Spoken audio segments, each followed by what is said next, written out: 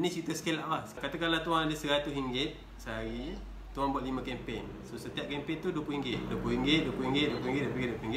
Ni poster yang berbeza lah setiap kempen ni. So bila tuan test ni, daripada 5 ni, dia akan jadi macam ni lah. Contoh katakanlah target CPL tuan RM10. CPL tu kos pelik lah, terkira kan. So kalau RM10, selepas 2-3 hari, kita tengok yang nombor 1 ni RM15. So kita tutup.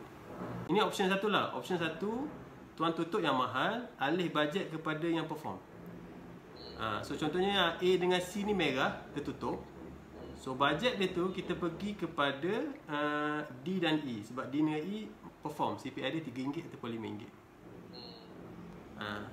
Cuma yang ni, ini tak betul sangat lah. Sebab RM20 dan RM20 ni 100%. So RM20 naik RM30 dulu. Itu option satu. Option 2, tuan boleh maintain iklan yang perform tapi tambah iklan baru.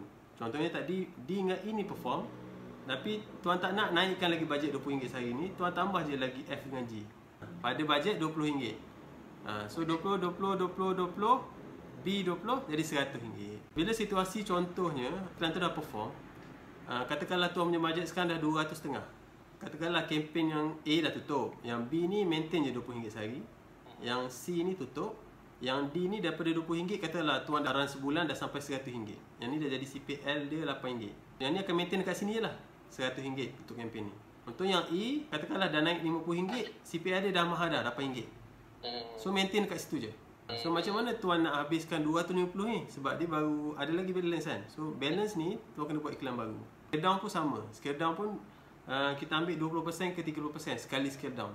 Contoh, katakanlah kempen ni RM100 dah jadi CPI RM10. So rendahkan sikit jadi RM80 ke, turunkan 20%.